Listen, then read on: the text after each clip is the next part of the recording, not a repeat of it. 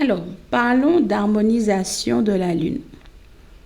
La Lune est responsable des processus internes, de la sphère sensuelle et du subconscient. Qu'est-ce que ça veut dire? Alors, il faut savoir, comme je l'ai dit dans la précédente vidéo, que pour les hypersensibles, par exemple, les personnes qui sont autistes, les gens qui ont, on va dire une défaillance, c'est mal dit, mais excusez-moi, qui a une défaillance à communiquer avec autrui, etc. Ben, vous allez voir que les phases lunaires ont un très très gros impact sur eux. Ensuite, on va parler de sensualité par rapport aux hommes et aux femmes. Pourquoi? Parce que selon la période, et là je parle pour les femmes par exemple, si on est dans une période fertile,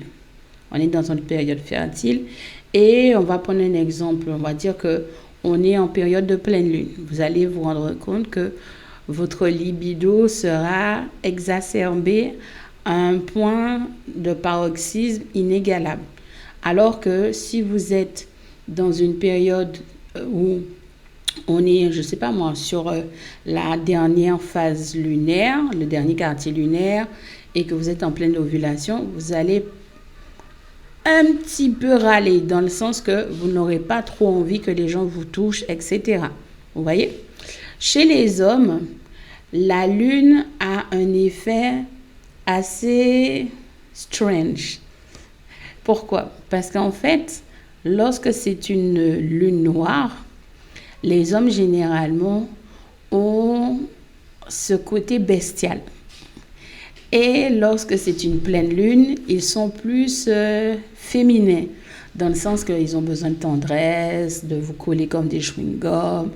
Et entre les deux, ça veut dire en début de phase, ça veut dire le premier quartier, vous allez constater qu'ils seront plutôt sensibles au niveau de la nourriture. Ça veut dire que au premier quartier, généralement, les hommes auront plus tendance à vouloir manger plus que d'habitude. Alors qu'en dernière phase lunaire, ça veut dire le dernier quartier de lune, ils n'auront pas un appétit féroce ni d'ogre. Ils auront plus besoin d'éliminer tout ce qu'ils ont emmagasiné. Ils auront plus besoin de légèreté. Donc, c'est à regarder et à vérifier. Et vous me direz en commentaire ce que vous avez pu observer. Alors, continuons. La manifestation, en fait, de ces qualités dépend de sa position dans le thème astral. Ça veut dire que au niveau de l'astrologie, c'est plutôt important de savoir que chaque signe astrologique, lorsque l'une des phases lunaires tombe dans l'un des signes, dans la roue astrologique, ça a une incidence particulière. Et surtout, quand ça tombe dans notre propre signe astrologique, alors là, je vous raconte pas.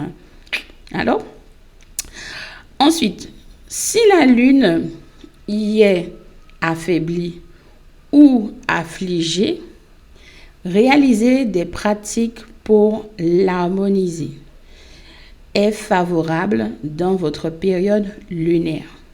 Comme je vous l'ai dit, selon la phase lunaire, si là, en ce moment, la pleine lune est tombée en Sagittaire, par exemple, faites des pratiques pour justement équilibrer vos énergies. Ne faites pas des choses, on va dire, qui vont plus vous énerver, vous bouffer trop d'énergie.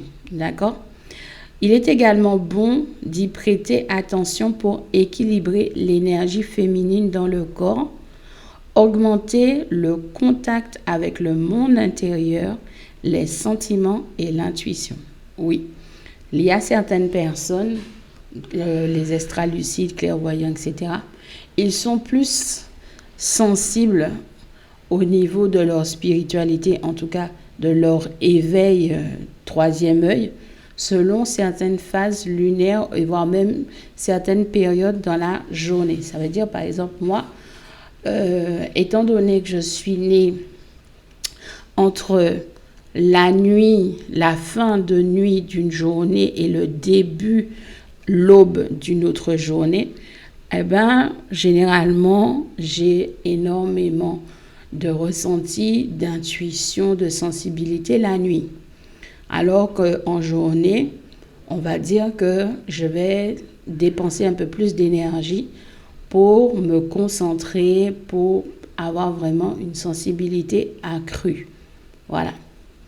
Donc, il faut savoir que la principale pratique consiste à jeûner les lundis ainsi que les jours de nouvelle lune et de pleine lune. Pourquoi? Vous pouvez y limiter les produits animaux qui viennent de tout ce qui est animal, boire plus d'eau et éviter les substances psychoactives comme par exemple le café et certains thés également. Alors, cette pratique lunaire s'appelle Upaya, d'accord? Et le jeûne du lundi est un jeûne particulier, comme par exemple là, la pleine lune est tombée en un lundi, donc le jeûne va vous permettre tout simplement de purifier votre intérieur. Pourquoi? Il faut que vous essayiez de vous libérer des activités inutiles et de vous reposer, de vous détendre durant cette période-là.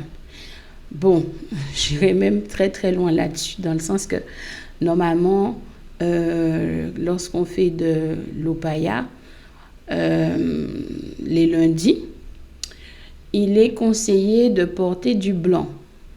Vous voyez, ou bien quelque chose qui ressemble à du lait, une couleur laiteuse, on va dire ça comme ça. Avoir une pierre de lune, de préférence, des perles. Et durant ce lundi de jeûne, vous écoutez des mantras qui sont dédiés aux énergies lunaires, comme par exemple le Om Chandraya, par exemple, qui est vraiment un mantra hyper long, je dois vous le dire, mais qui va vous emmener dans les méandres, les profondeurs de votre âme et qui va vous permettre vraiment de vous libérer de pas mal, on va dire, de pas mal de couacs intérieurs qui va soulever certaines choses, qui va vous permettre de voir mieux les choses et d'avoir plus de sensibilité et d'intuition. D'accord? Il faut savoir que la lune est une énergie maternelle. D'accord? Donc, quand on s'adresse à la lune, c'est comme si on s'adressait à sa mère. D'accord? Sur on va dire, comment on va dire ça? Chez les Wiccans, par exemple, on va adresser un message à la mère lune, la déesse Diana, pour qu'elle puisse nous apporter l'harmonisation. Elle va nous permettre, en fait, de nous requinquer pour un travail personnel, dans un premier temps. Ensuite, apporter l'aide à X ou Y, Z qui en aura besoin. Et aussi, renouveler tout ce qui est corporel. Ça veut dire qu'on va vraiment parler de harmonisation, de régénération subtile au niveau du corps. D'accord? Donc, généralement, et vous allez rigoler, vous connaissez cette histoire de loup qui hurle à la pleine lune, etc. Dites-vous bien que ce n'est pas un hasard. Nous, en tant qu'être humain, on va dire ça, en tant qu'être, normalement, lors d'une pleine lune, on devrait prendre un bain lunaire. Ça veut dire que vous avez deux types de bains. Soit un bain énergétique, ça veut dire que on est tout nu, on est dehors, pieds nus, et on prend un bain lunaire. Ou bien, depuis la fin d'après-midi, on prépare une bassine d'eau. On le met justement sous les rayons lunaires, qu'il s'imprègne bien. Et vers minuit, on prend ce bain ou bien on remplit des bouteilles avec cette eau pour pouvoir l'utiliser après. Il faut savoir que les bains lunaires sont vraiment un rituel qui va porter, comment vous expliquer ça? Un petit boost sur la fécondité. Voilà, sur la fécondité, que ce soit homme ou femme. Si vous avez des problèmes de fertilité, les bains lunaires sont intéressants. D'accord? Ensuite, on va parler d'attitude envers les femmes. Pourquoi? Parce que, comme je vous ai dit, qui dit la lune dit énergie féminine. D'accord? Donc, maintenir un contact sain et pur avec les femmes de son entourage est bénéfique. Cela va commencer par l'acceptation du féminin qui est en nous déjà personnellement, que ce soit homme ou femme, bien évidemment. Ainsi, vous allez pouvoir établir une relation sororale et chaleureuse avec vos amis femmes et même avec les hommes qui sont féminés et féminés, tout ça, puisque il faut comprendre que parmi les âmes, il y a des âmes âgées qui dorment en nous, qui sommeillent en nous. Et cette sagesse qui dort en chacun de nous, elle va être partagée lors de certains types de cérémonies qui a pour but de resserrer les liens. C'est pour ça qu'on parle de sororité. D'accord? Donc, accepter la part féminine de nous, et bien évidemment, je parle aussi aux hommes, voilà, c'est vraiment vous permettre d'avoir un certain équilibre et une compréhension de la vie et la vie avec le grand V.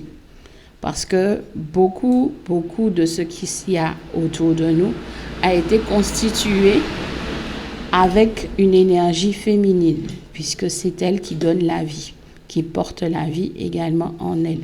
Ok? Alors, l'harmonisation de la lune va nous permettre aussi de travailler sur l'émotion et le corps. Cela implique notamment de travailler son intelligence émotionnelle. C'est prendre le temps de s'observer, de s'analyser et de comprendre aussi nos comportements vis-à-vis de nous-mêmes et vis-à-vis d'autrui. C'est en remarquant justement ces émotions et en les identifiant que nous développerons de l'empathie et le sens de soi-même. Ok? De même, pour harmoniser, on va dire en tout cas, se fondre dans la même masse vibratoire que déverse la lune sur notre monde, il est bon de travailler avec le corps, de s'engager dans des pratiques, on va dire, psychocorporelles, de prendre soin de soi, de lui accorder de l'attention, de l'amour et beaucoup d'acceptation. Donc, c'est les pratiques comme le yoga, le qigong, par exemple, le tai chi, est censé être fait en début de matinée. Ça veut dire à l'aube, en termes généraux. C'est important. Normalement, c'est à ce moment-là qu'on doit pratiquer ce genre on va dire, de sport. Voilà. Donc, ensuite, il faut savoir que la lune est responsable du sentiment d'amour, de bienveillance et de miséricorde, si je puis m'exprimer ainsi. Donc, il est favorable de cultiver ces états qui sont beaucoup plus profonds dans notre chakra cœur.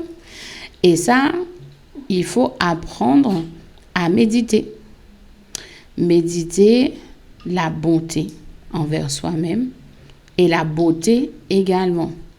La méditation peut passer par plusieurs types de pratiques. Ce n'est pas seulement une question de s'asseoir en lotus ou de machin.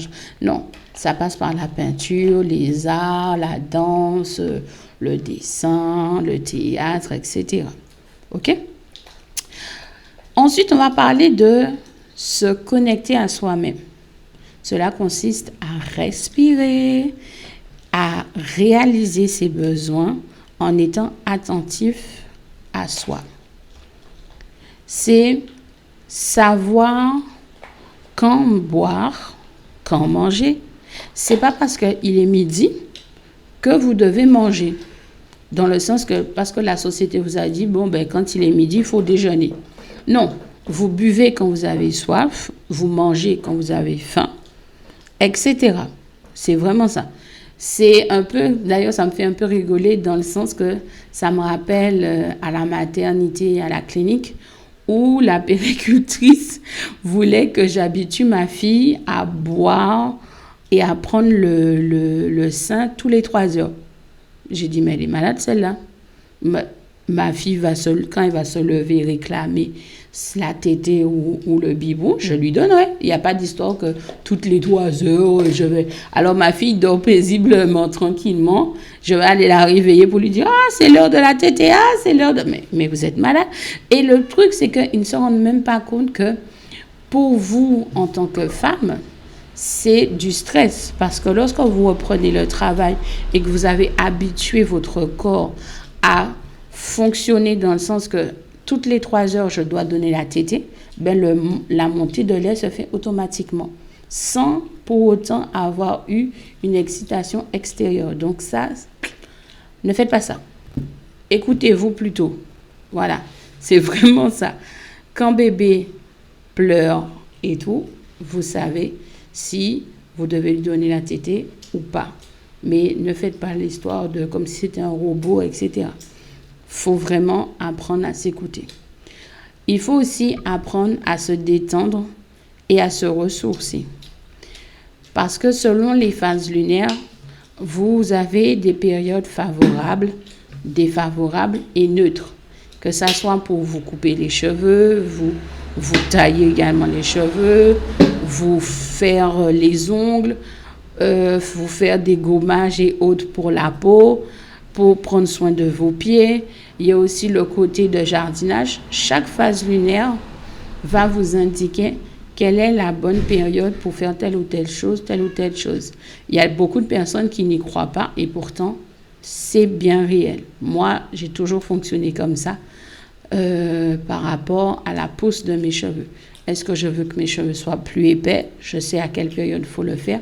Est-ce que je veux que mes cheveux poussent beaucoup plus vite en longueur? Je sais à quelle période le faire. C'est vraiment une question d'équilibre, d'énergie et d'écoute de soi. D'accord? Ensuite, il faut savoir que les énergies lunaires, parfois, nous apportent des épreuves. Pendant une période de 15 jours, ça nous arrive de nous faire malmener par ces énergies. C'est normal parce qu'on est en train de se libérer, de travailler intérieurement. Et du coup, oui, il y a des trucs qui remontent en surface, qui nous font mal. Et du coup, on déguste des fois. Surtout que des fois, ça touche le corps physique par rapport aux douleurs articulaires.